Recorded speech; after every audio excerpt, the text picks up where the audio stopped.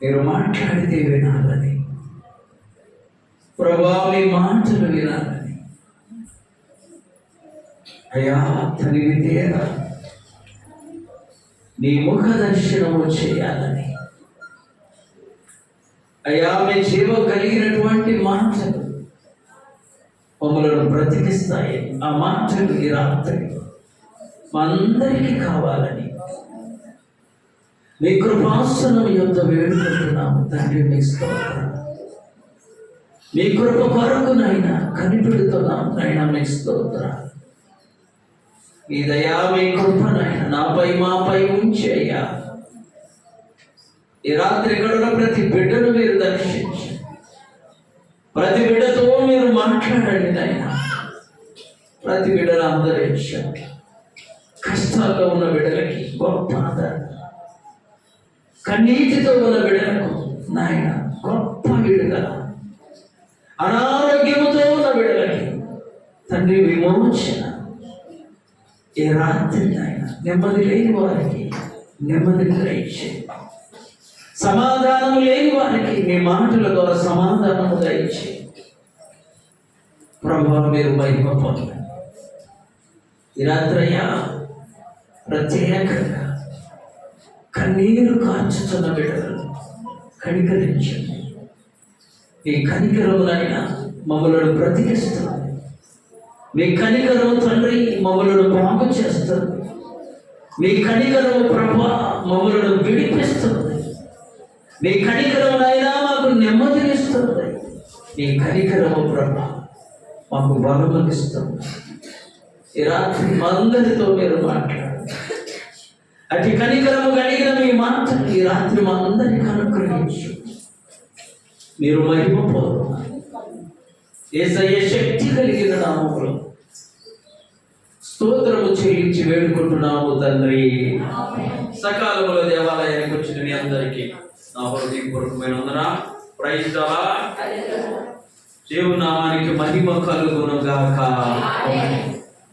వాక్యాన్ని ధ్యానం చేసుకున్నాం. దేవుని బిడ్డల జీవితాల్లోని 5 ఆశీర్వాదాలు ధ్యానం చేసుకున్నాం. 5 వారాలు. ఈ వారం 91వ కీర్తనలోని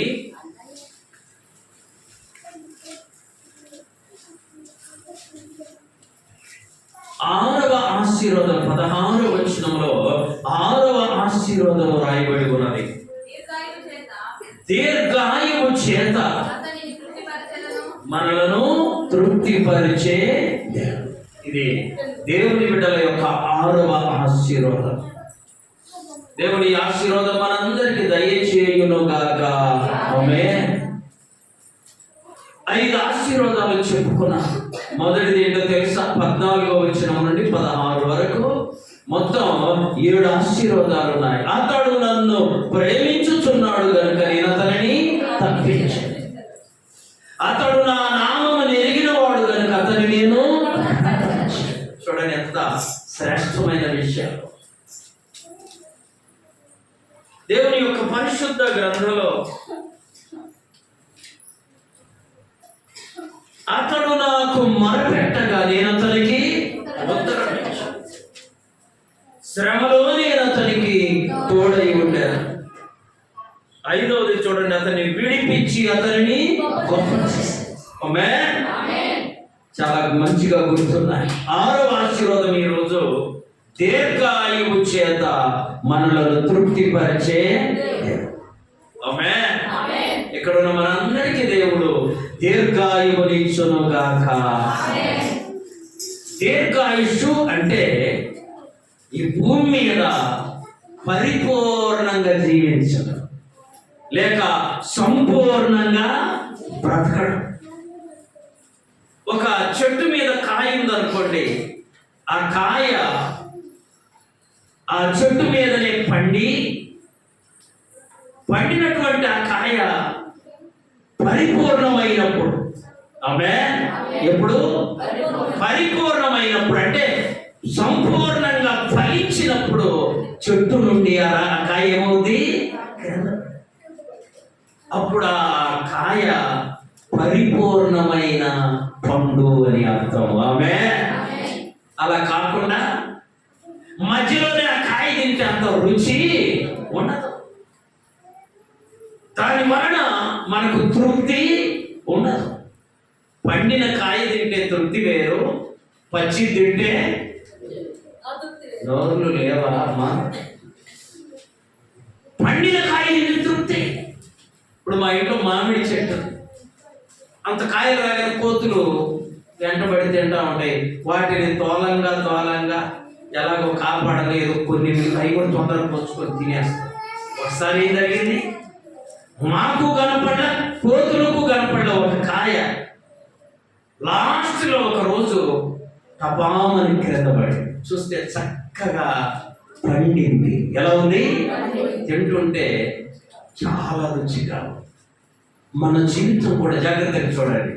మన జీవితం కూడా ఈ భూమి మీద పరిపూర్ణంగా జీవించి, సంపూర్ణంగా జీవించి, అప్పుడు ఈ లోకం యాత్ర ముగిస్తే అది పరిపూర్ణమైన జీవితం.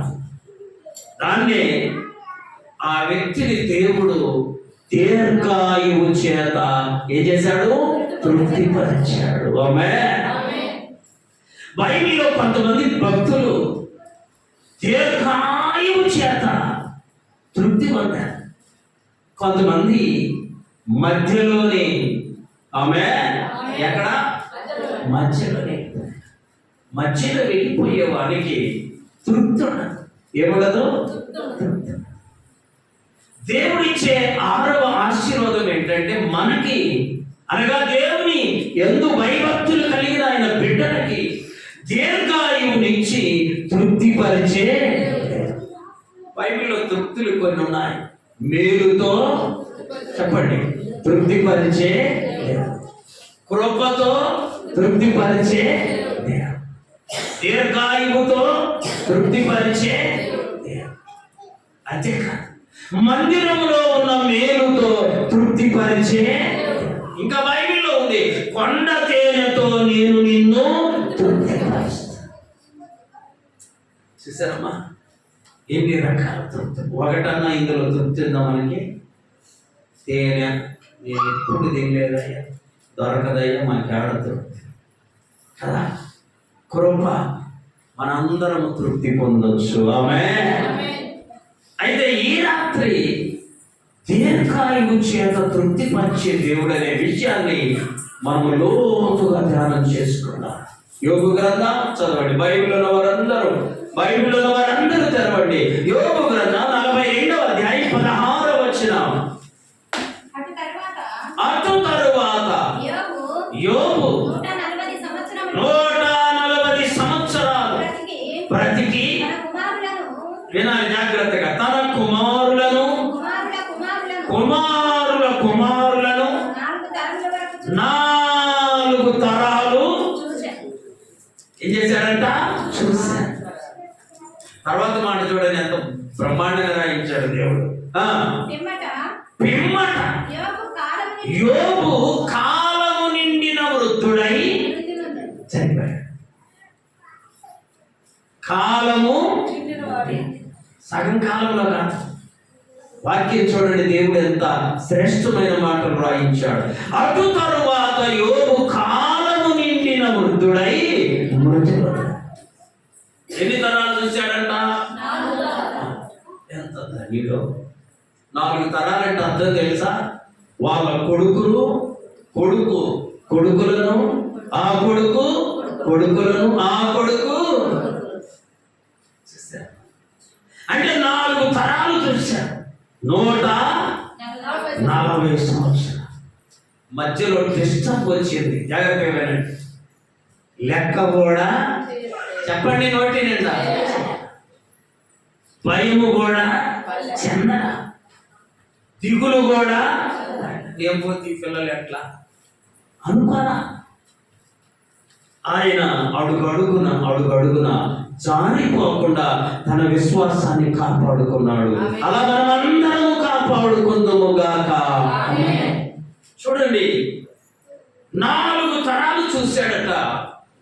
కాలము నిండిన వృద్ధుడై మృతి పొందాడు. దీన్నే దీర్ఘాయువు దీర్ఘాయువు చేత చెప్పాలి తృప్తి పొందించడం. యోగు గారిని చివరి దినాన్ని ఎవరన్నా వెళ్ళయ్యా, నువ్వు చనిపోతున్నావు కదా, నీకేం భయం లేదా? నాకేమీ చెప్పాలి, నాకేమి దిగులు. ఎందుకో తెలుసా? నేను 4 తరాలు దీనినే దీర్ఘాయుష్షు అంటారు. ఈ భూమి మీద దేవుడు ఏ నరునికి స్థితినిస్తాడో ఆ నరుడు ధన్యుడు. ఆమేన్. యోబు గారి చరిత్ర ఎంత గొప్ప! 4 తరాలు చూశాడు. మా అమ్మ ఆ కొడుకులను ఆ కొడుకుల అనమాట ఆత్మీయ జీవితం. ఇది తృప్తి తృప్తి తృప్తి. నీకు ఈ తృప్తి కావాలంటే ఈ రాత్రి జాగ్రత్తగా వినండి. యోబు గారు చేసినటువంటి, యోబు గారు అనుసరించినటువంటి, లేక యోబు గారు కలిగి ఉన్నటువంటి 4 అద్భుతమైనటువంటి లక్షణాలు మనము కూడా కలిగి ఉండాలి. ఆమేన్. ఏంటో తెలుసా? యథార్థవంతుడు, న్యాయవంతుడు, చెడుతనమును విసర్జించిన వాడు దేవుని యందు. నిద్రపోతుంటే మధ్యరాత్రి ఎత్తి చెప్పాలి అనుకున్నా. యథార్థవంతుడు, న్యాయవంతుడు, చెడుతనమును విసర్జించిన వాడు దేవుని యందు భయభక్తులు. నువ్వు కూడా కనీసం 3 తరాలైనా చూస్తావు. ఆమేన్. 3 తరాలైనా చూస్తావు. ఎప్పుడు? ఈ 4ను నీవు కలిగి ఉన్నప్పుడు. మధ్యలో ఎంత యథార్థవంతుడు కదయ్యా, శ్రమలు రాలేదా? వచ్చాయి. శోధనలు రాలేదా? వచ్చాయి.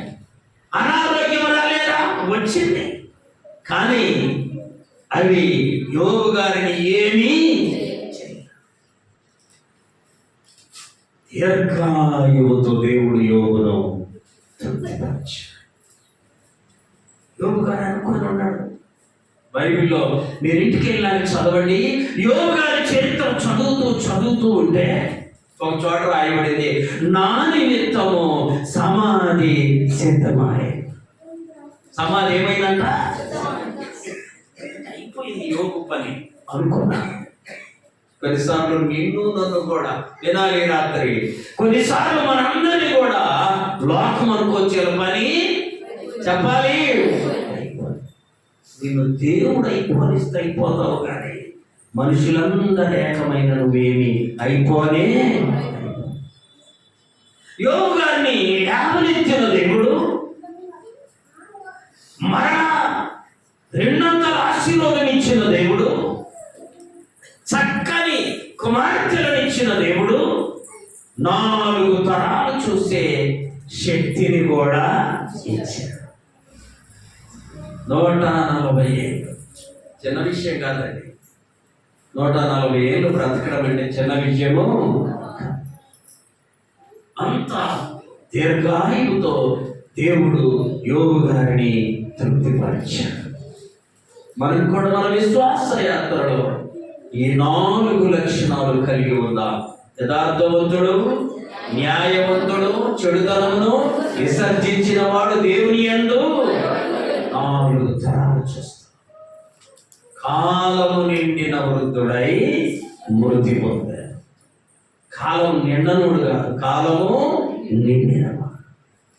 ఇంకో వ్యక్తిని చూస్తాం బైబిల్లో. చూడండి, ఆదికాండం 15వ అధ్యాయం 15వ వచనం.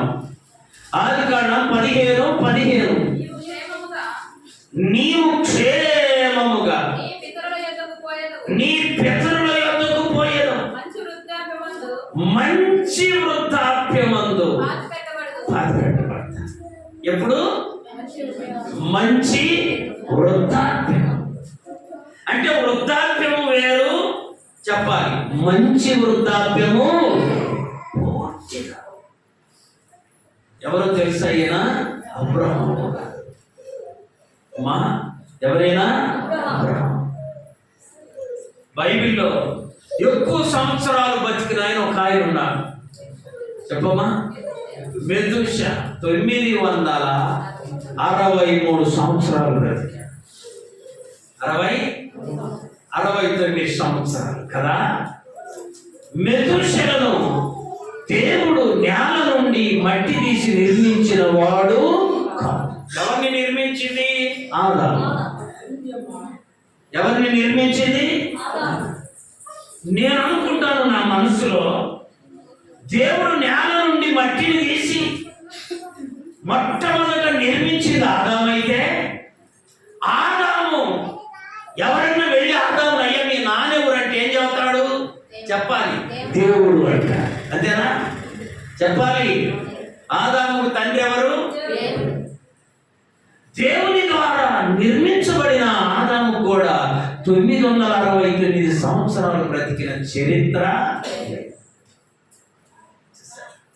మెతుషల అందరికంటే బైబిల్లో ఎక్కువ సంవత్సరాలు బ్రతికాడు కదా.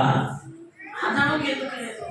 నేను అనుకుంటా, అయ్యో ముందు ఆదాము ఉండాలి కదా, ఆదాము కదా దేవుడు మొదలు చేసింది.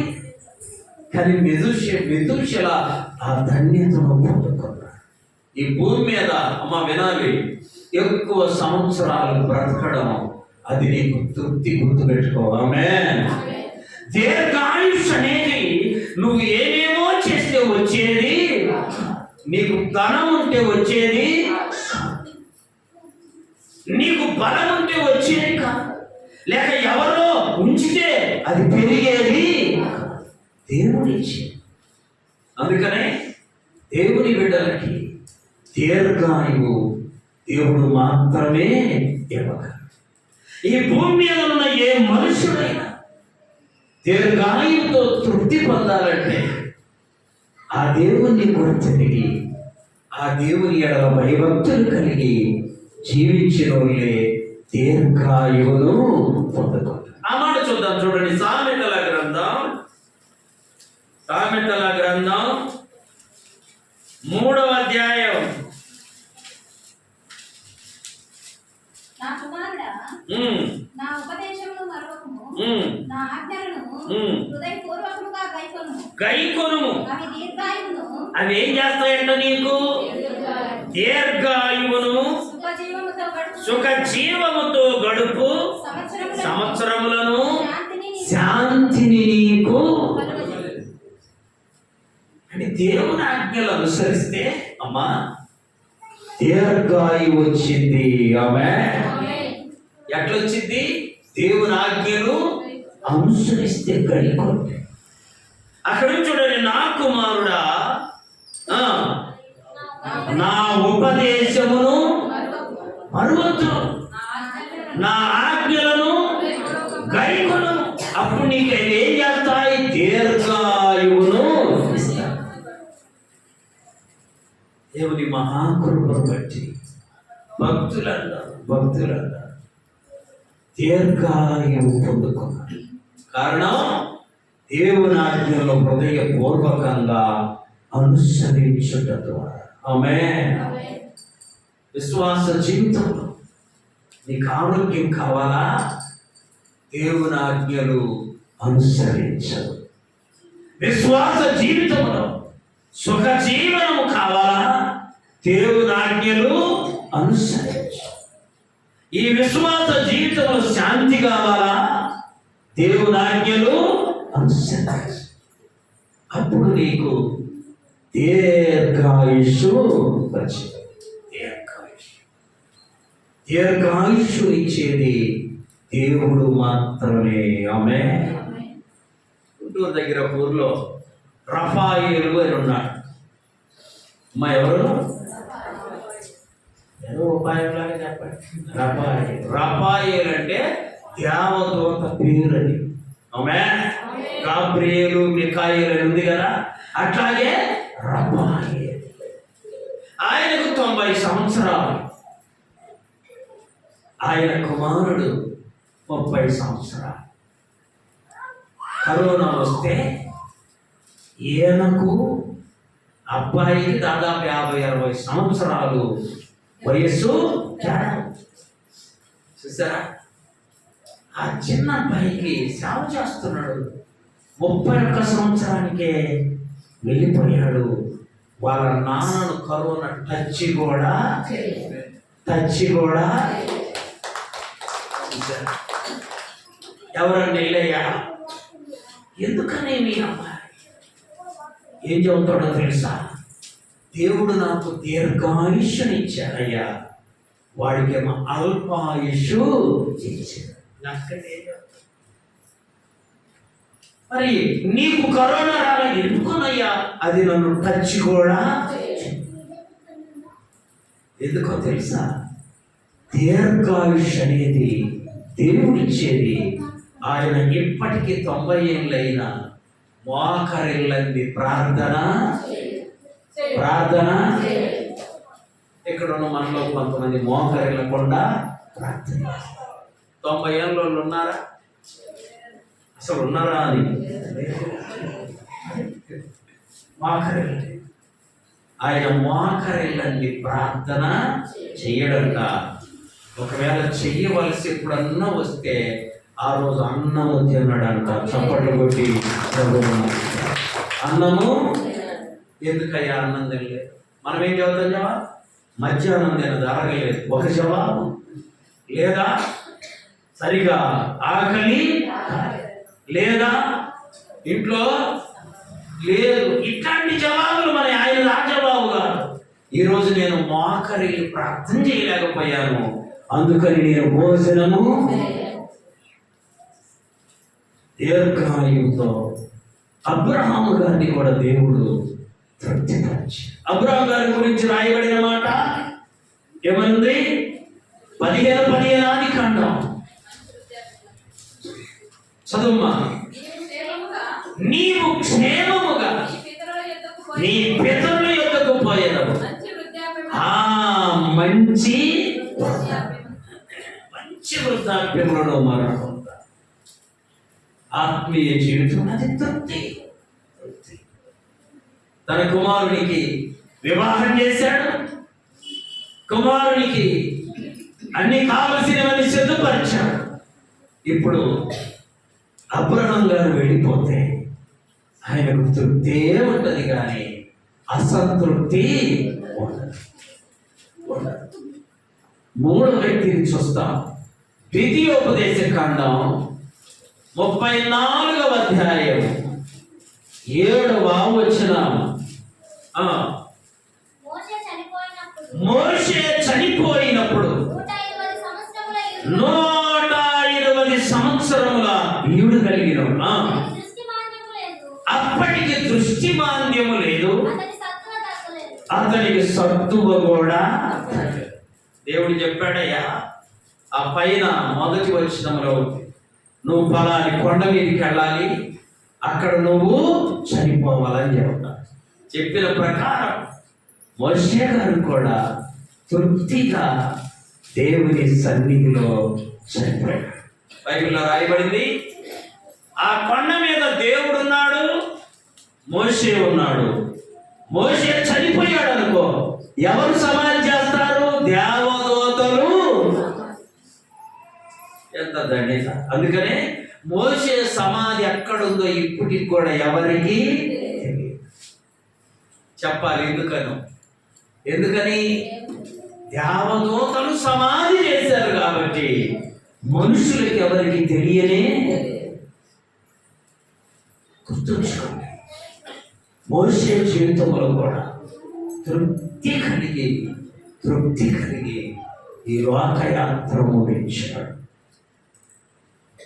దేవుడు ఒకవేళ నిన్ను నన్ను ఈ లోకయాత్ర పరిపూర్ణంగా ముగించే కృపలోనికి నడిపిస్తే మనం ఎంతో ధన్యులం. ఎందుకంటే ఆ దీర్ఘాయుష్ అనేది దేవుడిచ్చేది. ఆమేన్. మనుషులు కల్పించుకునేది. దేవుని యొక్క వాక్యంలో మనం గమనిస్తే ఇంకొక వ్యక్తి ఉన్నాడు. చూడండి, 2వ సమూయేలు గ్రంథం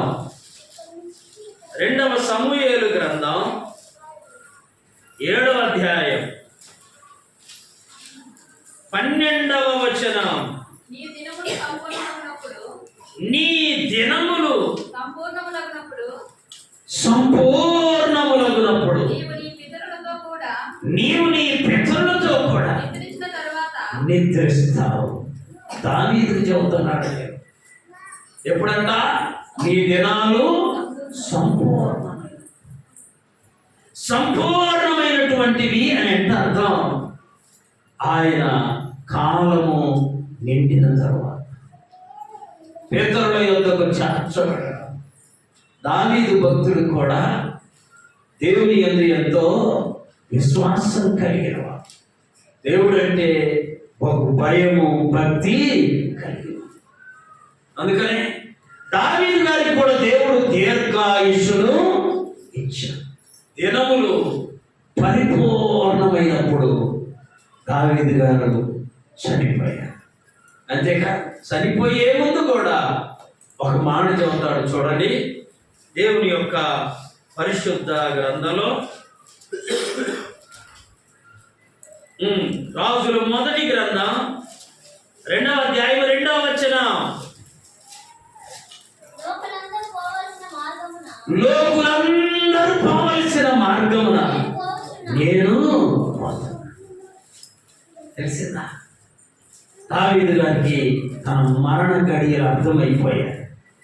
తన కుమారుడైన సొలొమోనును పిలిచి అంటున్నాడు, అయ్యా, నేను లోకులందరూ పోయే మార్గమును పోతున్నా అని సొలొమోనుకు భయం చెబుతున్నాడు. జాగ్రత్తలు చెప్పాలి. కాబట్టి నీవు ధైర్యము తెచ్చుకొని నిబ్బరము కలిగి నీ దేవుడైన యెహోవా అప్పగించిన దానిని కాపాడి ఆయన మార్గమును అనుసరించిన ఎడల అప్పుడు ఫలితం ఏంటో తెలుసా? నువ్వు ఏ పని పూనుకొనినను ఎక్కడ తిరిగినను అన్నిటిలో నువ్వు ఎలా నడుచుకుంటావు? వివేకముగా. మా తల్లిదండ్రులైనా వృద్ధాప్యం వచ్చి మరణించే ముందు తమ బిడ్డలకు చెప్పవలసిన విషయాలు ఇవి. అయ్యా, నీవు నీ జీవితకాలం అంతా దేవుని ఆజ్ఞలు అనుసరించు, దేవుని వాక్యానుసారంగా జీవించు. అప్పుడు నీ దినములు సంపూర్ణమవుతాయి. నువ్వు ఎక్కడ తిరిగినా, ఏం చేసినా వివేకముగా ప్రవర్తిస్తా. తన కుమారుడైన సొలొమోనుకు చెప్తున్నాడు. వాక్యం వింటున్న మనం ఆలోచించాలి. ప్రభు బిడ్డలమైన మనం వివేకంగా నడుచుకోవాలంటే దేవుని ఆజ్ఞలను అనుసరించాలి. సొలొమోను తన తండ్రి చెప్పిన మాటలు జాగ్రత్తగా విన్నాడు, జాగ్రత్తగా నడుచుకున్నాడు. అందుకనే ప్రసంగి గ్రంథం రాశాడు, పరమగీతములు రాశాడు, కీర్తనలో కూడా సొలొమోను కీర్తనలు ఉన్నాయి. అంతేకాదు, సొలొమోను పరిపాలనా కాలం కూడా చాలా జ్ఞానయుక్తంగా పరిపాలించాడు.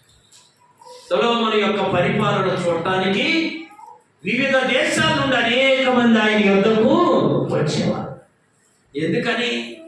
ఆయన పరిపాలన చాలా బాగుంది. అంతేకాదు, దేవుడు ఒక రోజు కనబడి నీకేం కావాలో కోరుకో అయ్యా అంటే ఏం కోరుకున్నాడు?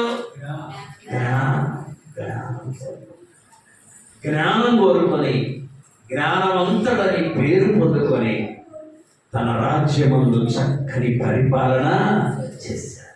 నువ్వు నేను జ్ఞానయుక్తంగా నడుచుకోవాలంటే దేవుని యందు భయభక్తులు కలిగి బ్రతకాలి.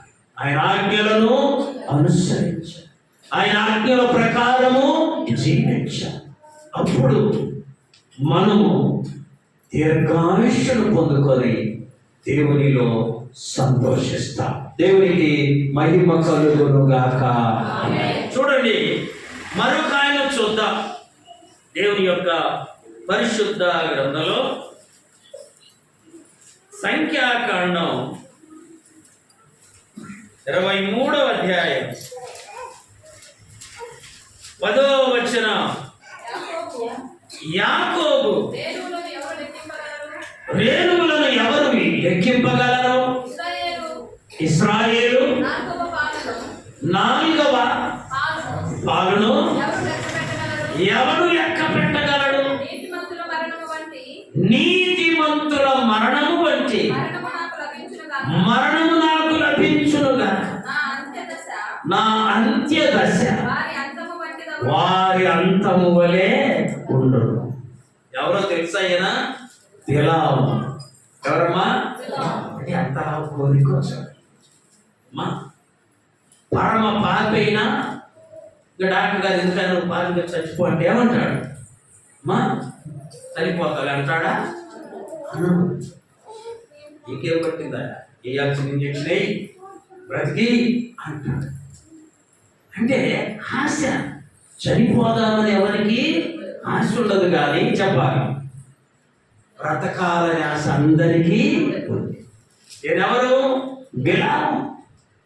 బిలాము దేవుని యొద్ద నుండి ఒక వరం పొందుకున్నాడు. ఏంటో తెలుసా? అది అతడు దీవించువాడు దీవించబడతాడు, అతడు శపిస్తే శపించు. మంచి వరం పొందుకున్నాడు. ఇలాంటి వ్యక్తి వద్దకు అన్యరాజు వచ్చాడు. దేవుణ్ణి ఎరగని రాజు సేవకులను పంపాడు. ఏమని తెలుసా? ఇశ్రాయేలీయులు అనే వాళ్ళు వచ్చారయ్యా. వాళ్ళు చూస్తుంటే చాలా ఎక్కువ మంది జనాభా ఉన్నారు. ఒక ఎద్దు వీటిలో పచ్చికను నాకివేసినట్లు, మమ్ములను నాకివేసేటట్లు ఉన్నారు. కాబట్టి నువ్వు వచ్చి వారిని ఏం చేయాలి? శపించాలి. రాజు తీసుకురమ్మన్నాడని సేవకులు వచ్చి చెప్తే బిలాము ఏమంటాడు తెలుసా? మీరే రాత్రి ఇక్కడే ఉండండి, నేను నా దేవుణ్ణి అడుగుతాను, ఆయన పొమ్మంటే పోతా, వద్దంటే ప్రాణం ఆగిపోతానని చెప్తాను. బాగుందా లేదా? మా చెప్పినట్టే బైబిల్లో రాయబడింది. ఆ రాత్రి దేవుడు బిలాము వద్దకు వచ్చాడు. చెప్పాలి, ఆ రాత్రి దేవుడు బిలాము వద్దకు వచ్చి, బిలాము వీళ్ళెవరు అని అడిగితే, అయ్యా బాలాకనే రాజు పంపించాడట, నేను ఎవరిని శపించాలంట వెళ్ళి అని అంటే, దేవుడు అన్నాడు నువ్వు వెళ్ళవద్దు. అమ్మ వినాలి, ఏమన్నాడు? నువ్వు వెళ్ళవద్దు, వారిని శపించవద్దు. ఎందుకో తెలుసా? వారు ఆశీర్వదించబడిన వారు. చప్పటి ప్రభువు మరింపారు. ఇక్కడ ఆగుదాం ఒక్క నిమిషం. నిన్నెవడన్నా శపించాలంటే, ఆమె నిన్నెవడన్నా ఇబ్బంది పెట్టాలంటే, నువ్వు కనుక దేవుని వాక్యానుసారంగా బ్రతుకుతా ఆయనను చూస్తూ బ్రతుకుతూ ఉంటే, ఆయన ఆజ్ఞ లేని వాడు నిన్నేమీ చేయలేడు. ఎంత అద్భుతం! ఆ రాత్రి అడగగానే బిలాముతో దేవుడు చెప్పాడు, వెళ్ళొద్దు, వారిని శపించకూడదు. ఎందుకో తెలుసా? వారు ఆశీర్వదించు. ఉదయాన్నే లేచాడు, రాజు సేవకులతో చెప్పాడు, నేను రానే. ఇప్పటిదాకా బిలాము బాగున్నాడు. ఆమె ఎలా ఉన్నాడు? ఆ రాజు ఆ సేవకులు వెళ్ళి చెప్పగానే వాళ్ళకంటే ఇంకా గొప్పోలను కొంతమందిని పంపి, మరలా పిలుచుకురాపోండి బిలామునని పంపిస్తే, బాలాకనే రాజు వాడు వచ్చి మరలా అడిగారయ్యా, మా రాజు నిన్ను ఎలాగైనా. ఇప్పుడు చెప్పండి, మీరేం చెప్పాలి అమ్మా? ఇప్పుడు బిలాము ఏం చెప్పాలి? ఇంకా గొప్పవారు వచ్చినా సరే నేను రానే అనుకున్నా. మరలా ఈ రాత్రి ఇక్కడ పడుకోండి, దేవుడిని అడిగి చెప్తాను. ఆ రాత్రి పడుకుంటే మరలా దేవుడు వచ్చి బిలామును అడుగుతున్నాడు, అయ్యా వీళ్ళందరూ ఎవరు? ఫలాని రాజు పంపించాడు. దేవుడు అన్నాడు, సరే నువ్వు వెళ్ళు, నేను వద్దని చెప్పినా కూడా నువ్వేం చేస్తావు? మరలా అడుగుతావు. బైబిల్లో ఉంది, దేవుడు ఒక్క మారు పలుకుతాడంట, లేకపోతే 2 మార్లు పొద్దాక నీ సోది అంటుంటాడా? పద్దాక నువ్వు చెప్పిందే వింటుంటాడు. బైబిల్లో బిలాము వద్దు, వారిని నువ్వు శపించకూడదు, వారు ఆశీర్వదించబడినారని చెప్పినా కూడా మరలా అడిగేసరికి దేవుడు అన్నాడు, సరే నువ్వు వెళ్ళు, కానీ నేను నీ నోట ఏ మాట ఉంచితే అదే చెప్పాలి. వెళుతూ ఉంటే గాడిదకు దేవుడు నోరిచ్చాడు. ఆమేన్, ఆమేన్. గాడిదకు నోరిచ్చి గాడిద మాట్లాడి బిలాము యొక్క వెర్రితనాన్ని హెచ్చరిస్తే ఆ బిలాము కూడా ఏమనుకుంటున్నాడు చెప్పాలి. నీతిమంతుల మరణం వంటి మరణం నాకు కావాలి. దేవుడు వద్దన్న పని చేసి, దేవుడు వద్దంటే వెళ్ళొద్దంటే వెళ్ళి ఏ మరణం కావాలంట? మా బైబిల్లో బిలాము శత్రువుల చేతిలో చనిపోయాడు. శత్రువుల చేతిలో, అన్యుల చేతిలో చనిపోయాడు. గమనించండి, దేవుడు చెప్పినట్లు మొదట చెప్పిన మాట ప్రకారం ఉంటే బిలాముకి ఏ మరణం వచ్చేది? నీతిమంతుల మరణం వంటి మరణము వచ్చేది. దేవుని మాట కాదని తన ఇష్టానుసారంగా బయలుదేరి వెళ్ళి ఈ ఆశ మాత్రం ఏముంది? నీతిమంతుల మరణం వంటి మరణము కాదు. మా దేవుని ఆజ్ఞను అతిక్రమిస్తే నీ మరణ దినం కూడా నీకు తృప్తినివ్వదు. ఆమేన్. తెలుసా, దేవుని ఆజ్ఞ ప్రకారం జీవిస్తే దేవుడు నీకు దీర్ఘాయుష్నిచ్చి నీకు తృప్తి కలుగజేస్తాడు. కాబట్టి దేవుడు ఇచ్చే దీర్ఘాయుష్ పొందుకోవాలంటే సొలొమోను గారు చెప్పాడే సామెతలు 3:1-2 ఏమని? నా ఆజ్ఞలను కుమారుడా, నా బోధకు, నా ఉపదేశమును అంగీకరించు, నా ఆజ్ఞలను హృదయపూర్వకంగా కైకొను. అవి నీకేం చేస్తాయో తెలుసా? దీర్ఘాయుష్ను, సుఖ జీవముతో గడిపే సంవత్సరాలు. ఆత్మీయ చిత్తం దేవుని బిడ్డలమైన మనం దీర్ఘాయుష్ను పొందుకోవాలంటే దేవుని ఆజ్ఞలను అనుసరించి, దేవుని ఆజ్ఞలను అనుసరించి నడిచిన ఎడల నీకు దీర్ఘాయుష్ వచ్చింది. దీర్ఘాయుష్ను పొందుకుంటా, దీర్ఘాయువుతో నువ్వు తృప్తిపరచబడతా. చూసారా, ఈ ఆశీర్వాదం మనమందరము కూడా స్వతంత్రించుకోవాలి. ఆమేన్. దీర్ఘాయుష్ అనేది దేవుడు ఇచ్చేది. కొంతమంది చూడండి, తండ్రి తల్లులు బాగానే ఉంటారు, బిడ్డలు ముందే మరణిస్తారు. ఎంత శాపం! మా తల్లిదండ్రుల కళ్ళ ముందే బిడ్డలు చనిపోతే చాలా శాపం. నాకు తెలిసి ఒక దైవజనుడు, ఆయన ఎప్పుడు ప్రార్థన చేస్తూ ఒక కోరిక కోరేవాడట దేవుడు. అమ్మ వినండి, ఏమని తెలుసా? ప్రభువా, నాకంటే ముందు నా బిడ్డలు మరణించొద్దయ్యా. ముందు నేనే మరణించాను, నా తర్వాత వాళ్ళు మరణించినా సరే, కానీ నాకంటే ముందు మాత్రము నా బిడ్డలను నువ్వు తీసుకో. చాలా కాలమే తర్వాత ఉన్నట్టుండి ఆయన పెద్ద కుమారుడు చనిపోయాడు. చనిపోతే ఆ రోజు నుండి ఆయన ప్రార్థన చేయడానికి నోరు ఆగిపోయింది.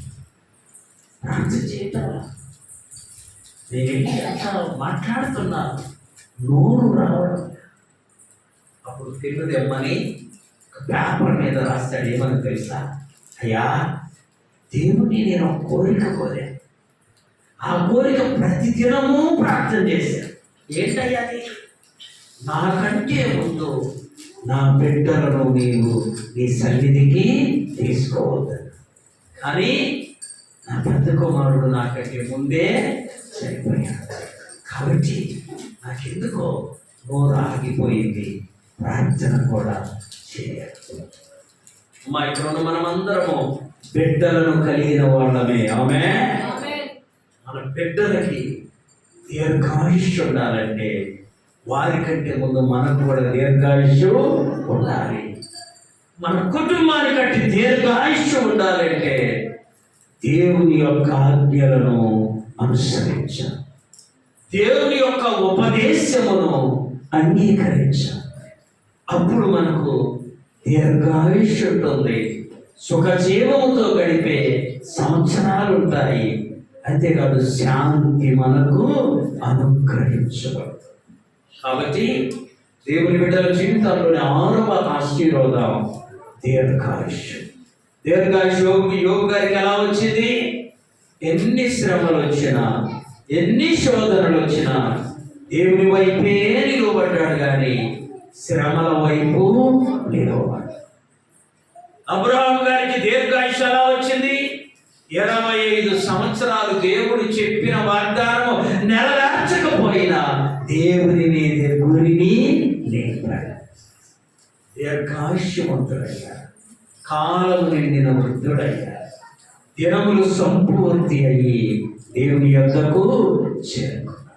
కాబట్టి మనం కూడా దీర్ఘాయుష్యవంతులము కావాలంటే వాక్యానుసారంగా జీవిద్దాం, వాక్యం ప్రకారం బ్రతుకుదాం, దేవుని ఆజ్ఞలను అనుసరిద్దాం, దేవుని ఉపదేశాన్ని ఎల్లప్పుడూ అంగీకరించి అనుసరించి ప్రభువును వెంబడిద్దాము. అట్టి కృప పరిశుద్ధాత్మ దేవుడు వాక్యం విన్న మనందరికీ దయచేయునుగాక. మోకరించండి, ప్రార్థన చేసుకోండి.